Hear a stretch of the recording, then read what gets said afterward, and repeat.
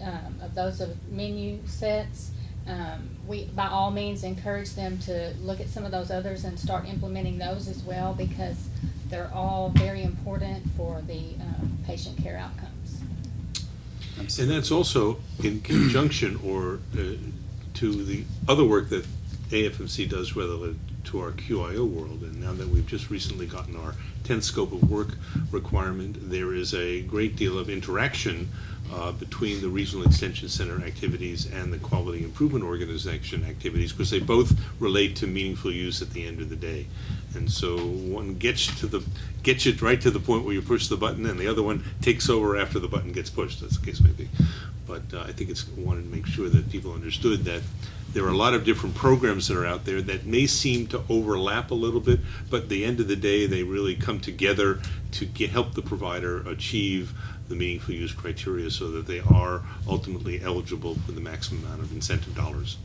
And my understanding is you can switch one time? That's correct. That's absolutely correct, Brenda. You may find that you're enrolling with Medicaid and you feel that you've met the 30% criteria, and it may turn out that that's not the case. You're allowed to switch back to Medicaid. Or on Medicaid, where you say, I've met the $24,000 Medicare criteria, but lo and behold, I've discovered I do have a 30% cache of Medicaid patients, and which has a larger dollar amount in terms of incentive funding. You can switch over to that, but you're allowed to do that only once. And during registration, it is important that they select both Medicaid and Medicare should they qualify. Even if they don't want to switch, Okay. they may change their mind later. Right. And going back to Valerie and I, we've met at the conferences and everything else, talk about how we get to know each other and stuff. It's the, we give the information, and she's talking about the thresholds and everything else, which I know about, but I don't really, they're the front line. They're out there one-on-one, and that's where I think, her and I have communicated several times, and several of the other staff, to help get to the common point of where can we help this EP or eligible hospital. So, Edward, what is the Medicaid Mapper program, and how does it work, and what kind of dates do we have to look forward to for that system? Well, as we know, we're starting November the 8th, which is a big deal, and hopefully payments will roll out on the 17th, should everything be in order. Now, the Mapper program is Arkansas and 12 other states that I have meetings with them. Oh my good Lord, probably 4 or 5 times a week. It seems like teleconferencing over the phone, which is fun dealing with time zones.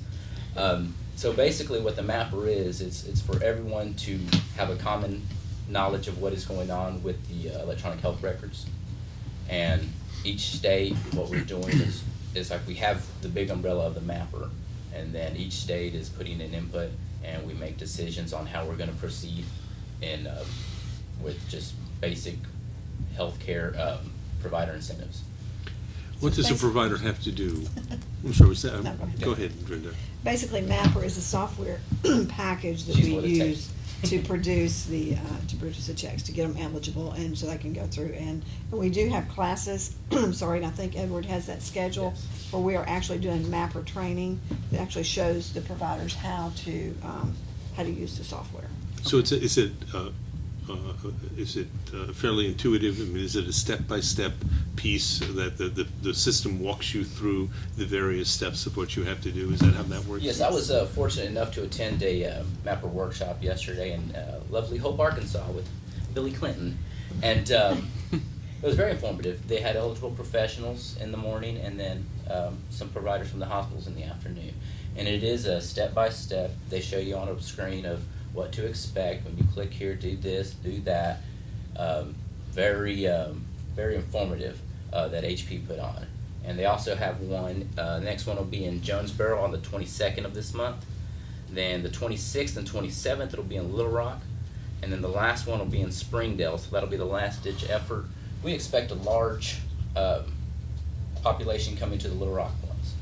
I think once word of mouth gets around that it is, oh, did you not go to this? It tells you step-by-step what to do.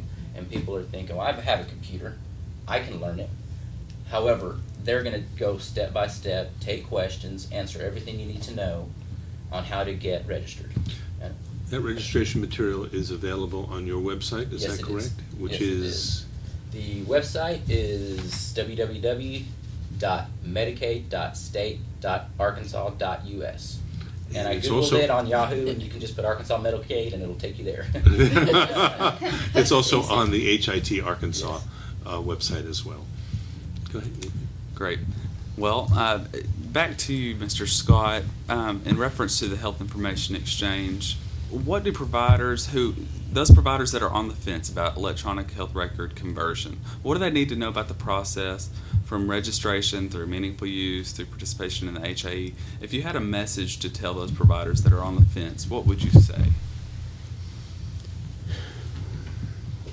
Well, I think in conversations I've had with a number of members of particularly the physician community, I think one of the messages that we have been trying to convey is, it's great that there are incentive payment dollars available as an incentive or an enticement. But there are many more compelling reasons why you should do it, primarily because we actually think it can make a fundamental difference in the quality of care. And I have a physician that works with our office on a regular basis that kind of is helping serve as our chief medical information officer. And his message out to his colleagues is you need to do it because it's the right thing to do, not simply because there are incentive payment dollars to help offset the cost and those kinds of things. And at least from his perception, while he's getting questions, he's also getting a lot of recognition from his physician colleagues that is indeed the ultimate driver, is that it can in fact make a difference in terms of the quality of patient care. I think the other thing is that as EHR adoption is occurring at different rates all around the country, there's hardly a week that goes by now that we're not seeing some kind of published research, the most recent in the New England Journal of Medicine, where there's been a very objective and scientific study done about the difference between healthcare outcomes for practices using paper record systems compared and contrasted with those using electronic paper record systems. Some of those are very disease state specific, like diabetes care, cardiovascular care, things like that, but the results are just absolutely compelling and dramatic. And I think the more of those kinds of studies that are published, I think the culture of medicine is going to change, and I think most physicians, while they may not be comfortable with the changes that are occurring at the federal level around accountable care and other payment reform initiatives that are underway, I think most of them understand that we're not going to be able to perpetuate the current fee-for-service system forever, and that we are more and more going to be moving toward payment for healthcare outcomes. Again, you can't arrive at those determinations of outcome if you don't have good quality healthcare information, good patient data, Absolutely. Good clinical data. So I think it's not a matter of if we're moving that way, the question is when, and when can you, individual provider, determine that's the direction you want to go. And again, we're all in a collaborative effort here trying to be consistent in our message to them about, again, this is not something you need to take on by yourself. There are, in fact, resources available, A, to help you make a good decision, but B, then help you carry out that decision in terms of getting it implemented, getting it up and running. Absolutely. I know one thing Ray and I have talked about is hopefully patients will drive this whole thing, because once they get to the point of having doctors or physicians that have this ability, they probably won't go back to a doctor that does not. They're going to get used to looking at their records and their results and everything online. So we think that may happen. And also, when and Ray mentioned this earlier in terms of the physicians who are at the or see the view of the end of their career, and they're asking themselves, why do I want to do that? If there's any value to their practice, they probably need to do that, because in terms of the resale value.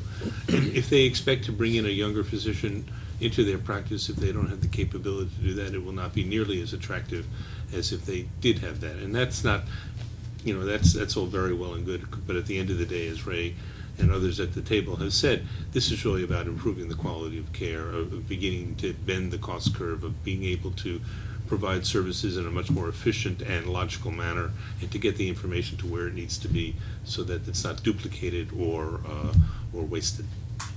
Absolutely. Valerie, so in your coursework, I know that you mentioned earlier that you help teach the students to prepare practices with workflow and redesign those types of things. Do you also have an impact or any kind of information to talk to the student regarding the change process and helping the provider alleviate that stress? Part of the components for all 6 roles, I think, would address that issue. Particularly the clinician role is someone with a definite healthcare background, that may be a nurse or a pharmacist or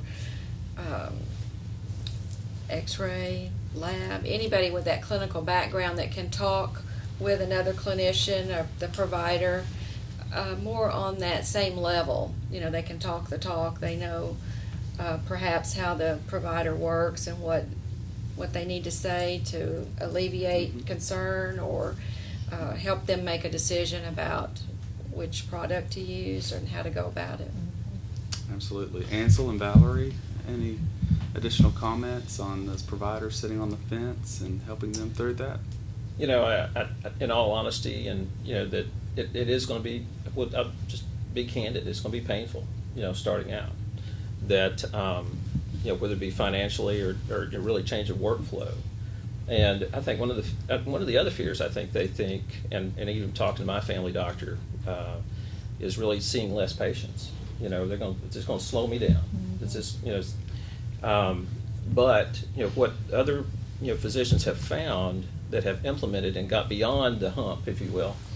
That's really they can see as many patients they saw before and have the information at their fingertips. Whether they're at home at night and they get a call to they got a question or a refill they need to take care of, or they're rounding at the nursing home. They've got information at their fingertips. It's getting beyond this initial pain point to see the benefit. And again, this is where I think the Regional Extension Center comes in and is very valuable, also, as well as the workforce training, but to be able to help those providers kind of take this whole process in baby steps. And so they're going to master one task, whatever it be. We're going to start out with that, and we're going to get them to achieve that milestone or task, and then we're going to move on to the next thing. And it should be recognized that this is not done in a vacuum. There are 62 regional extension centers. There are how many HIEs, right? 50, 52? Right. Health information. It's a very transparent group. We share information religiously. We take best practices and implement them, and people take the best practices that we have implemented and use them in other parts of the country. So we have the ability to see what's happening in other parts of the country, that if it works, we see if we can make it here, and obviously we tailor it to the unique atmosphere and environment that Arkansas brings to the table. But more importantly, it's not done in a vacuum. And just to reiterate Ray's point, this is probably the 10th, 12th, 15th opportunity that all of us have sat around, either because we've been presenting at the same conference, or we've been talking about particular issues, or we've had a common issue that we've had to relate to. So the ability of this core group with others in the state that have impact on this process is very, very real. And it's been very, very important, as Ray said, so that we all are giving the same message, that we're not playing one against the other. We really want to make this happen for the state. We want to make this happen for the providers. We want to make it as easy as possible that this state gets to the point where it is a beacon relative to the information exchange and the use of electronic health information technology. Excellent. And I have one final question for the panelists. For those providers who are not the standard incentive program participants, particularly dentists, specialists, nurse practitioners, etc., what are the resources that are available to them as far as software, information, websites, and how will they be able to benefit from the Health Information Exchange and the EHR Incentive Program? Well, let me, if I can take that question. First of all, many of the individuals that you mentioned are eligible for both federal and state ARA incentive funds. Where the limitation is is the Regional Extension Center technical support in terms of the advantageous pricing. And because our grant basically covers priority primary care. Now, we're also asked to help specialists, but we don't get any money from the federal government from a technical support. So it's a different price schedule. So the services are available to these providers, the providers that service disadvantaged, developmentally disabled, for example. They're not eligible either for ARA funds. They're not eligible for the REC technical funds, if you will. But the services are available to them. Right. And so I think you just have to sort of where on the spectrum they fit as it relates to getting to them. And from the Regional Extension Center, we're more than willing to help providers. Our primary concern is getting the primary care up and running first, and then we will deal with specialists. But we're more than willing to help any other providers, either the larger hospitals or the smaller hospitals, as well as the critical access and any providers within the state. I was in a room full of dentists yesterday. Surprisingly, morning session at the MAPR workshop was dentists and their staff. So it's very pleasing to see that. So they're taking Absolutely. the effort, asking a bunch of questions, and it was good.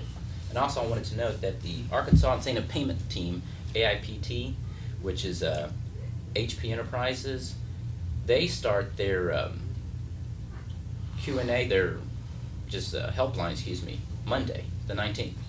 And that number is 800-457-4454, and choose option 4. And that is also on our website. So that's new, and I just wanted that to be mentioned. Thank you. So they're going to have the mapper, and once they go to this workshop, they can ask me, you, everybody. I was going to say, we've reached out to the dentists, the pharmacists, the chiropractors, the podiatrists, to let them know about the training that we offer, which is all online. No one ever has to come to Hot Springs. We have stipend money that students will receive if they complete the program within 6 months. And our next class starts October the 3rd. Excellent. Do you want to take any questions from the room? Any questions Any from questions the in folks the who are audience? the audience? Okay. Well, if there are no questions, I just want to extend a huge thank you for taking the time to be here today to discuss these rapidly changing healthcare environments. And I appreciate every one of you and your organization's dedication to improving healthcare for Arkansans. And I would like to also thank you all for being here. I think this has been, from the very beginning, when we first started talking about this 18 months to 2 years ago, it has proven to be a rewarding and collaborative experience. We've all had to learn how to, not so much work together because we did that before, but we all had to communicate better and make sure that we were all messaging correctly with our respective organizations internally as well as externally. I think we've been relatively successful doing that. I'm extremely proud of our team here at AFMC and Regional Extension Center for the work that they've accomplished in this brief period of time. I know that Drinda and Ed have worked diligently through the MAPR and through the state to get the incentive program up and running so that it will be available in November. And I know, Ray, your efforts in terms of on the larger scale, both of health information technology as the state's coordinator and obviously as responsible for putting the HIE together on a statewide basis, have been monumental and and the accolades you receive are well deserved. So I want to thank everyone for being here. I want to thank you, the staff, Jeff and Jennifer and Jenna Williams, our communications director, for helping us in putting this together, and Sean as well from OHIT. And I think that concludes our session. So thank you again for being here. Thanks for the Thank you. collaboration. Thank you.